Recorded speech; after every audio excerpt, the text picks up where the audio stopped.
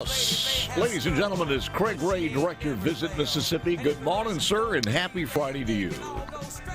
Well, good morning, Paul. Thank you for having me on this day. Well, thank you very, very seen. much. I mean, how many of these we've passed through with you and didn't have this opportunity? And I know you haven't spoken about this many times.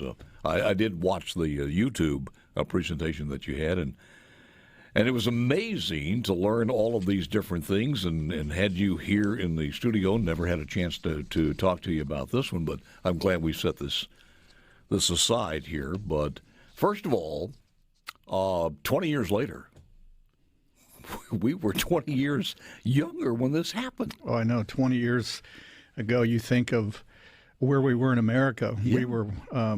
We had a president, George W. Bush, who had run on education. He was the education president. No child left behind. We were going into a new era, and to what happened on that day and how it changed America and the world 20 years ago.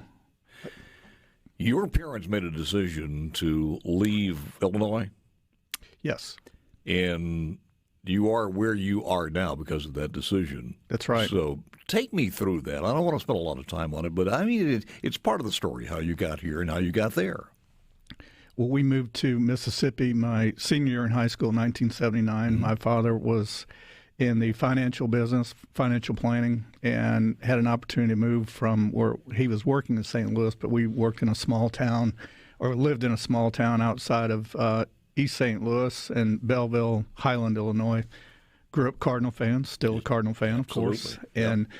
And so that brought our family to the South. So I was raised in the North and moved to the South my senior year in high school. So that was a challenge. You must have felt at home a little bit because the Cardinal radio stations in the state. I sure did.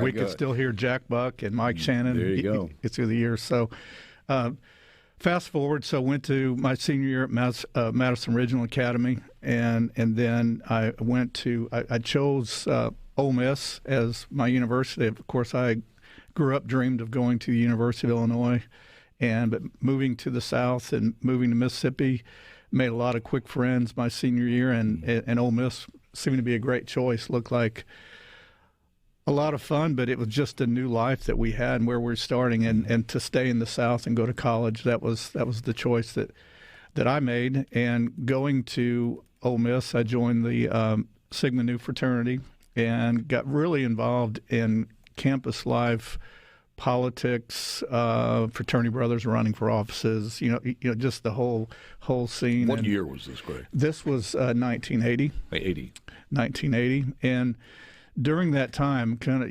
you look back in time where things and opportunities kind of lead you into your maybe long-term direction. And my sophomore year, my fraternity brother that I shared apartment with had dreams to go into politics and was very engaged on already a state and a national scene. And we worked on, to the college Republicans, at that time, Haley Barbour running for Senate against John Stennis.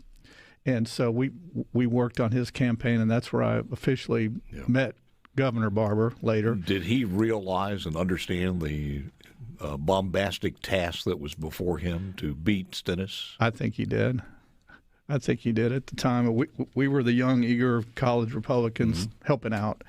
And then after college, my same roommate, he was director of the state party, state Republican Party. He was the political director. And that was the year 1984 that President Reagan was running for re-election with Bush on the undercard as his vice president. So I was able to get a job on that campaign, Reagan-Bush campaign, the national campaign, working here in Mississippi. So that's in an elevator speech how I got to Mississippi. You got the political bug bitten. Yes. Went through Ole Miss, very active. I was president of our fraternity. And just this was a great opportunity right out of college. And so that opened the door to working with the Secret Service, the White House, working for events. The president and vice president came to Mississippi twice during the campaign. President Bush came to the coast for a big outdoor speech at Jones Park, and Vice President Bush came to Natchez. And both of those counties were a part of my 26 counties. What was your official title then? I was a field representative. Field representative. So how many counties did you have? I had the 4th and old 5th district. So at the time, I had 26 counties. 26 counties. And we had an office. Our office was here in Jackson, but I was the go-to guy as a field rep is. Yeah. You do a little bit of everything. And that's where I met the White House and the advance team and got to see firsthand what that was like. And that's where I got the bug. I really didn't know I'd graduate from Ole Miss. I didn't really have a path where I wanted to go. I just was in business administration and just had a little bit of everything. But it was right there in Natchez, Mississippi, when the Vice President Bush at the time came to Natchez. And I was exposed to all of that, the Air Force One, the military, the Secret Service. That's when you knew you wanted to be a part of the inner circle. I did. I said, to be in D.C. I want to get to the White House someday. I'd never been to the White House, but that's where I wanted. Somehow I wanted to get there. I wanted to be a part of this. What a great gift, though. At least that light turned on and you saw it. You knew exactly what you wanted. It did. And I was one of my talents was not just event planning, but we were involved in so many big events in school, and that was a lot of my background. And so being involved with that and then with President Reagan on the coast, we had like 10,000 people raise this crowd in Jones Park. And the really cool part about Natchez, I know this sounds kind of not cheesy, but when we were working with the vice president, I was involved with, I was the local guy, but we sat in on all the meetings and the briefing. And that was the year the secure fax line was designed. And the secure fax line. A fax machine. Yeah. And the fact that we could sit there and talk and meet, and the White House was sending us secure faxes as we were talking, and the security around a simple visit, it's very intriguing. And then to have Air Force Two land at the airport in Natchez, all of that part was intriguing. Surreal.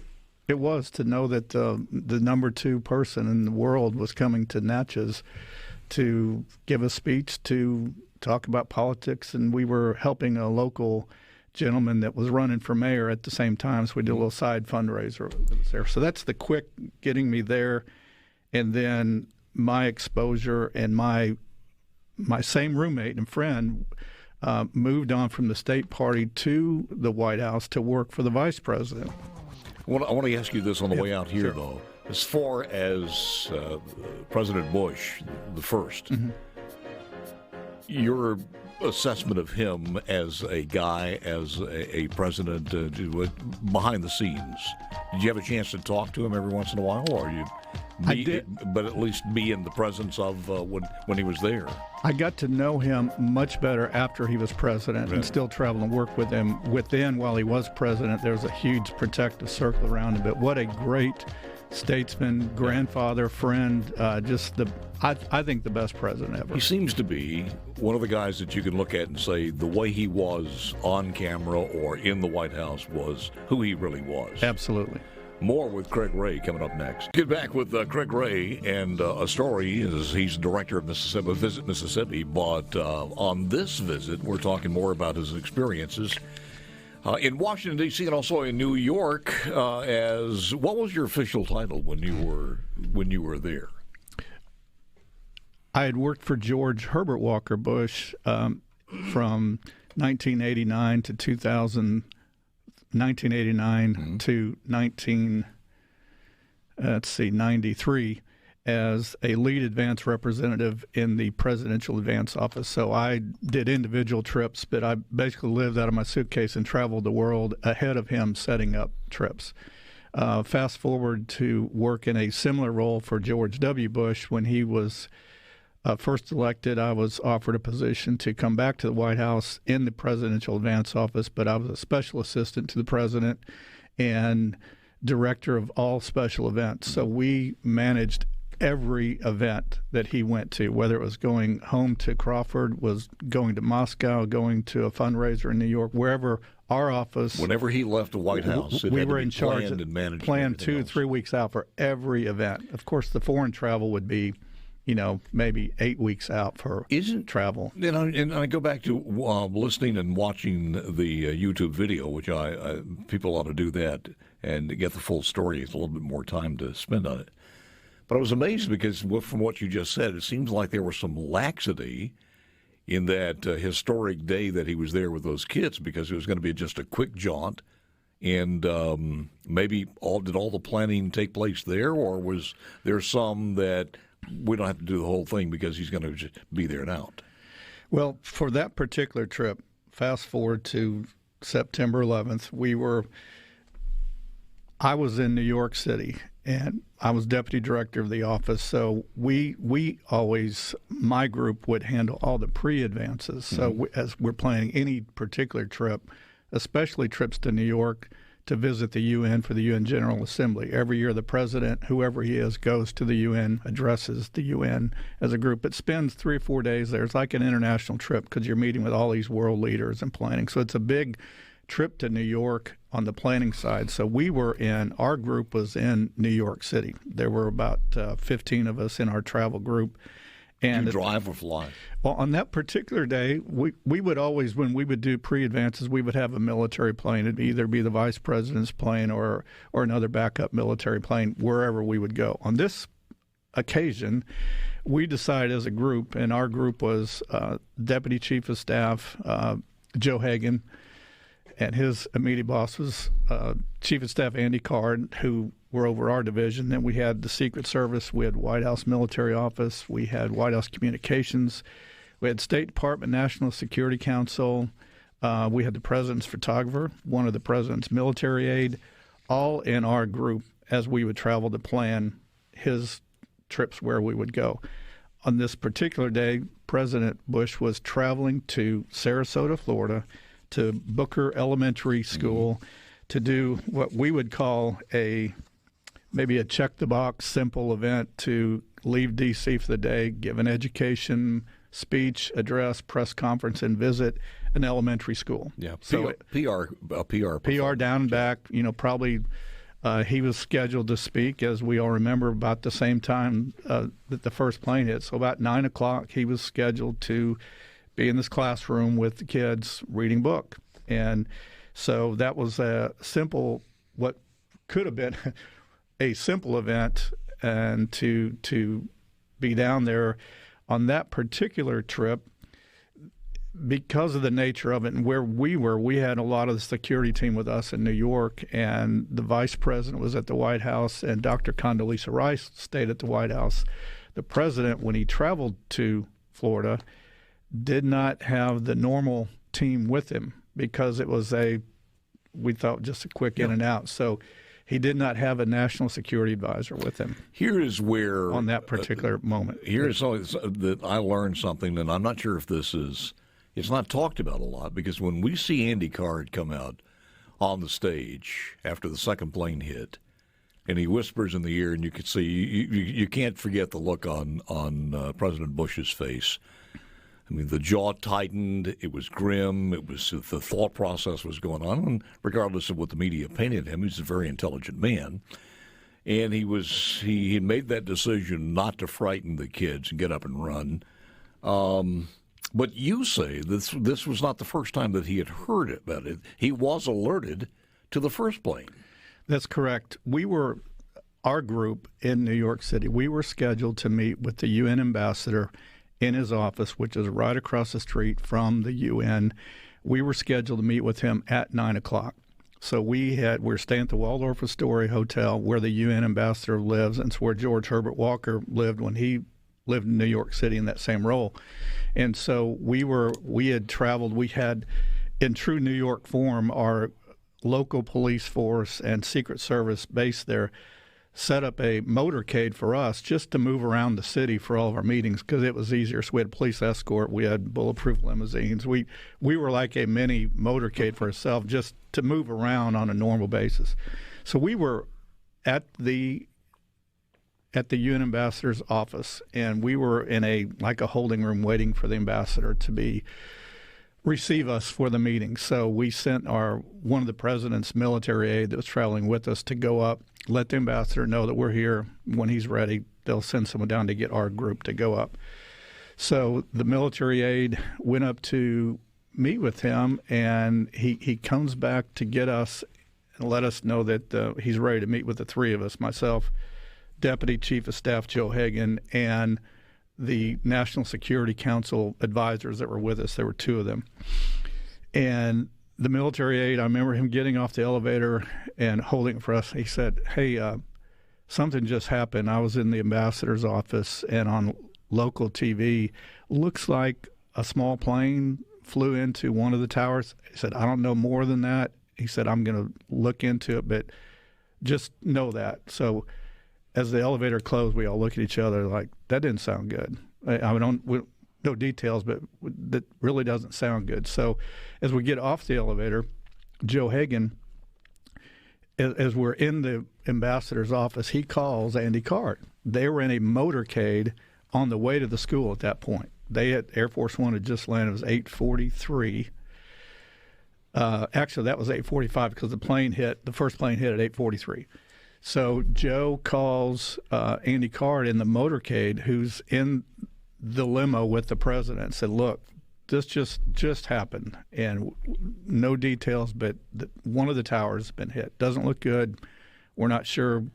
We're on it, but we will keep you updated. So the president knew right there something had happened. So he knew, and when they got to the school, at that point we weren't. The second plane hadn't hit yet, so we're at about 8:55, where he's at the school and he started his program with the kids. So we are in the UN ambassador's office. You can see from his office, you can see downtown. You can physically see downtown we were in Manhattan all the way down to where the towers were, which you can see the towers all over the city. So we're looking at, and the TV is on at the same time. We're watching this, and the second plane hits. And we literally see it and watching on TV, and immediately called Chief of Staff Andy Card and said, look, second plane just hit. It hit the other tower. And now we know, like everyone knew, that it was more than just maybe a freak accident or plane, but people saw the second plane. So that's when, on our call, Andy Card quickly goes in to tell the president another plane has hit the other tower. And that's where that moment where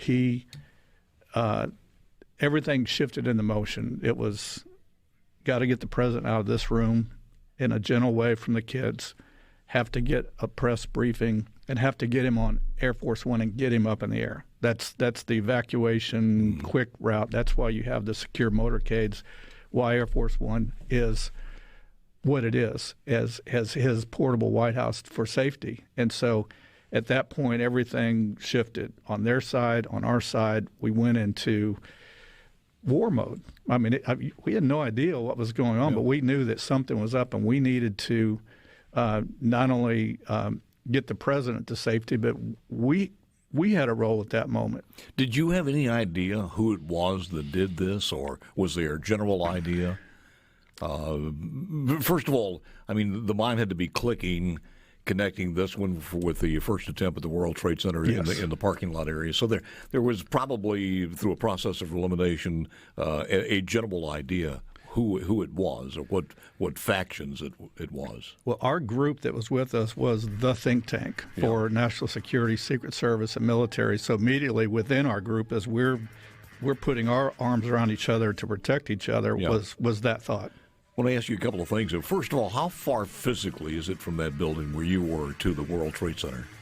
Well, it's Manhattan, so you're 30, 40 miles? Oh, no, like 5 or 6 miles at the most.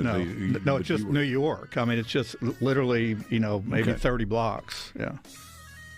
I'm sitting here wondering, after this happened, and I'm sure your family back home was getting that information and knowing that you, dad, husband, was there, and the availability of connections as far as cell phones and everything else, because it's about to go to hell in a handbasket. I want to talk about that when we come back. Craig Ray is our guest. Back in the Trustmark Studios with Craig Ray, who is Director of Visit Mississippi, but was there in New York sharing the story with us that he hasn't shared that many times before, and we thank you so very, very much.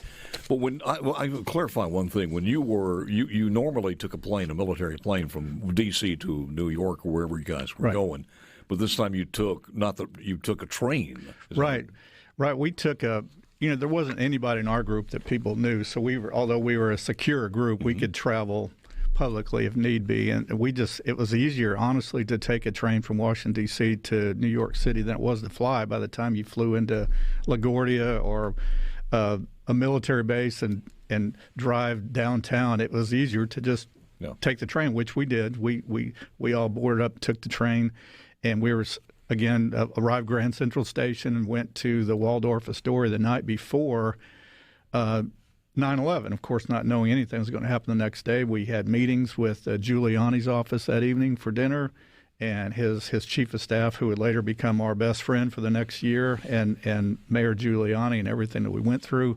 But we were just normal work and going over our schedule for the next 3 days, planning the president's trip. So that's how we got there the day before. I want to go back to this and ask you this, because your family, you traveled a lot. Did they know you were in New York? They did.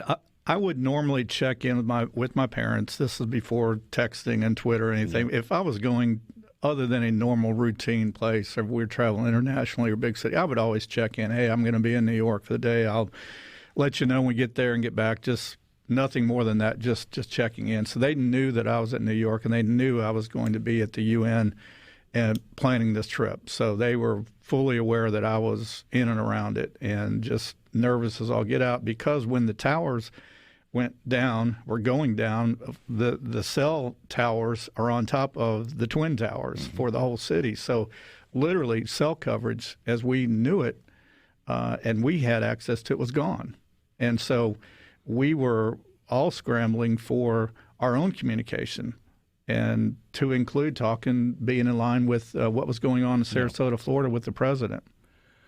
Because those towers were out, how long was it before you could contact your family and say, look, I'm safe, I'm okay? Well, what we did is we were being evacuated from the UN ambassador's office as our group. We had the White House military with us, so they had portable secure phone lines. But secure phone lines only work when someone on the other end has a secure phone line. So, and it only worked at the time, not cell coverage, had to be to a direct phone line. So we immediately were evacuated to a police precinct there in Manhattan, where we could establish a landline to establish communication with the president through a landline in Florida. So you were actually put in a holding cell somewhere. We were. It reminded me of like Barney Miller, if you remember the old TV show, where like they're meeting and they're arresting drug dealers and things like so their world was continuing as normal as could be. Yeah, we were literally they gave us a couple prison cells to hide out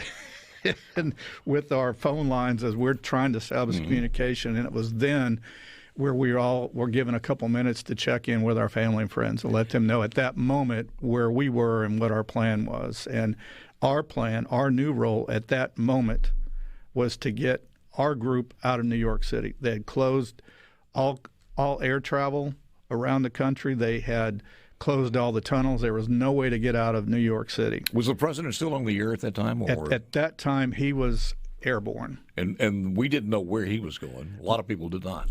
We did not either at that moment. And so, but as I said earlier, we had the two national security advisors that he needed to be with him, not knowing what was going on. And Dr. Rice was at the White House in the bunker with the vice president, so she couldn't get out. So our role was to get these two gentlemen to him.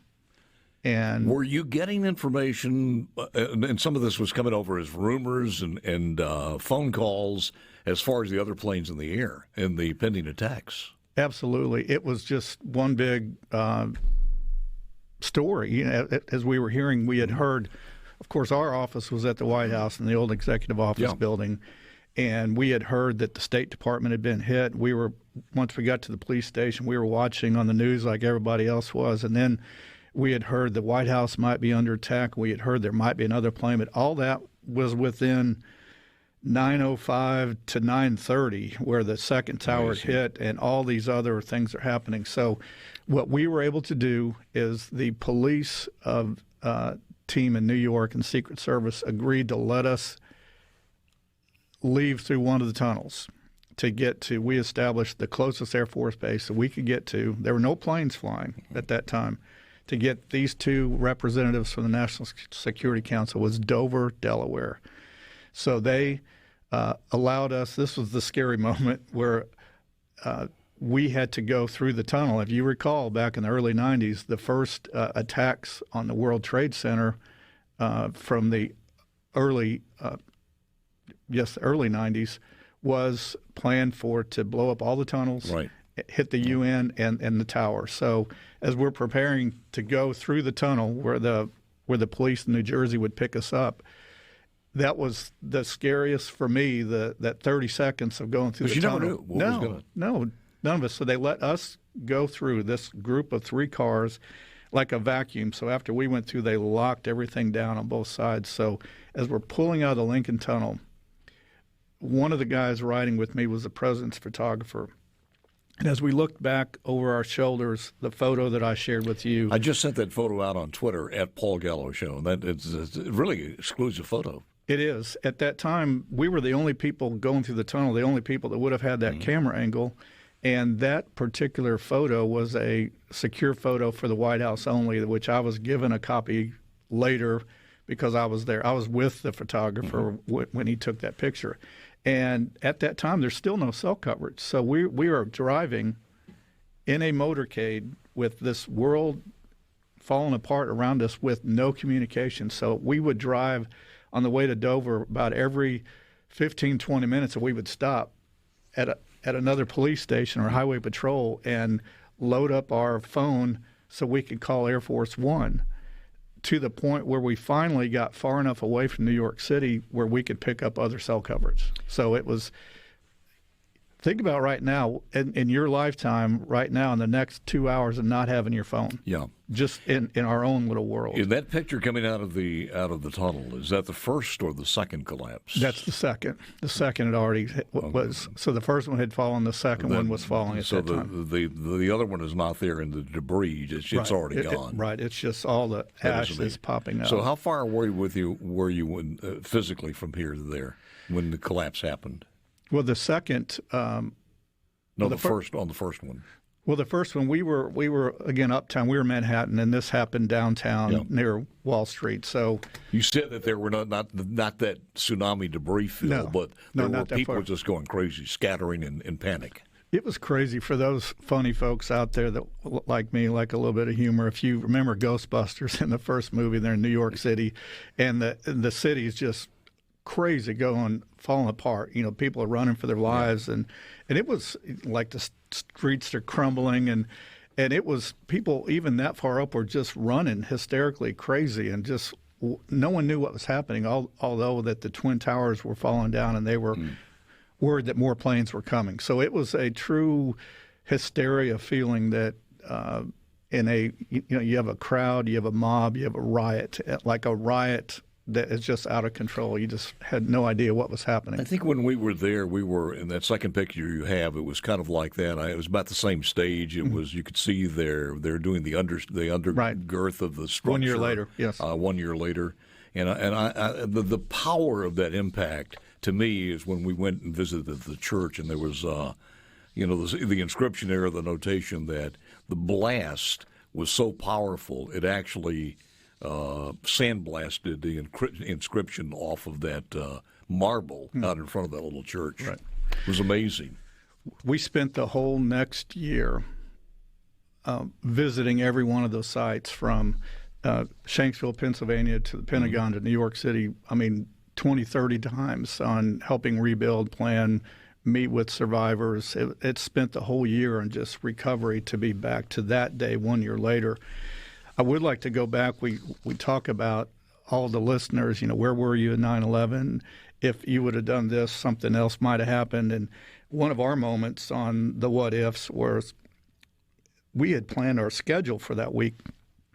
2 weeks prior, we would meet on a daily basis. All right, we changed the schedule. We're going to meet with this world leader now. We want to do this here, this social event. We were meeting for weeks at a time. Can you hold it? I want that story when we come back, final segment. Yes, sir. Back with Craig Ray, final segment coming up in a moment or two. He's director of Visit Mississippi and sharing an incredible story about 9/11 20 years. We have one more quick segment with Craig Ray, and I don't want to waste any time here because we have a short segment here. But at the end of this, when this was over, when were you guys back at the White House? Well, where we went to once we arrived Dover Air Force Base, the plane that was going to take the protectees to the president was there. And at that time, there was only room for like 4 people on the plane. And the deputy chief of staff turned to me and said, "This is where you take control of the rest of the team. So here's the base commander, and he's yours, and you take care of this team, and you stay here until we figure all this out." So my role at that point, we had another 10 people that were still with us. And as the plane took off, the base commander looked at me and said, "Well, son, you have 2 choices. You can stay here. We are now in DEFCON 3, and we are locking down this base, and it'll be locked down for 2 weeks. We are in war mode. Or you can go across the street and stay at the Hilton where no one knows who you are. We'll put you under a pseudo name, and you can just stay there until you get orders from the White House to come back." And that's what we did. That was although I thought it might have been nice to stay there at the base for a while because none of us knew what was going to happen there. Yeah. So we did that. And I wanted to go back to very quickly, as we talked about having a moment where that day, for those that lived in New York, or, what if I would have done this instead of that? In our original schedule for our plan for the president, we were scheduled to be at 9:45 a.m. at the World Trade Center North Tower, visiting the windows of the World Restaurant, which is on the 106th floor. We were going, instead of that day meeting with the UN ambassador, we were scheduled to be there looking to host a dinner for 7 world leaders. That was Tower 1 or 2? That would have been Tower 2. Tower 2. So we would have been there because we would have had to arrive early to get up to the towers, and we dropped that off our schedule like 3 days before we departed. So in the hindsight on what would happen, I would have been right there. Our whole team would have been, and we just moved that to another date for the event. How does that affect you? At the time, it didn't, because it was just the change of an event. But after the fact, to this day, I think about it. I think about just if we would have just stuck with our original plan, and none of us would have survived. I mean, we would have been on the 106th floor. When you watch that, you still have to get chills. I do. I didn't tell this story, Paul, for 13 years. I just kept my side of it under the hat. And a friend of mine asked me to tell this story at a local luncheon club, and I thought, you know what? I think it's time. I ought to write this down before I forget about everything and have this. It was hard to think about it. And another part of it, to that moment, we relived this for 2 more years going back to New York. Mm-hmm. And if I could end on this note real quick, I know we're running out of time here, but the president actually, we came back to the White House the next day because, as you recall, he came from, he was in Nebraska in a bunker holding up, and he came back to D.C. late that night to address the nation. So we came back to D.C. Against the advice of a lot of Secret Service. Everybody, to stay there. But he wanted to come back and address the nation from the White House. And so we came back the next day. So at this point, you're at September 12th, and he hasn't been to New York yet. So on September 14th, we planned a prayer service at the Washington National Cathedral. At this point, there's still no planes flying in the country, and we have this national prayer service where all the members of the House, the Senate, all the cabinet members and special VIPs are invited to this prayer service, and they invite Billy Graham, of course, to come in to speak and pray at this service. Where when they flew to pick him up, it was the only plane in the air, other than maybe some other military planes, in the country for him to come to be at the service, to pray for America and to be there with the president. And it was just the most moving moment to be there. I was assigned to handle Billy Graham that day, and for me to be a part of that movement, to be a part of the program.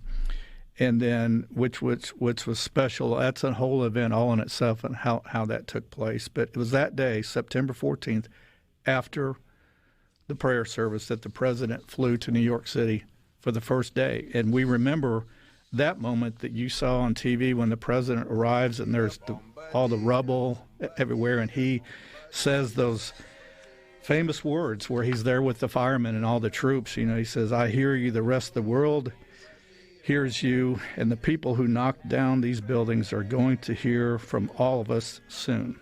And it was that moment. That was his first moment in New York City. And there were, in an eerie way, it was still an active site. They were still pulling up rubble. Smoldering. And so that moment, too, we weren't there till the 14th. And then from that, just going forward for a full year on recovery and deciding what to do militarily. We can spend another 3 hours. Craig, thank you, man. Appreciate it very much. Thank you. Thanks for having me.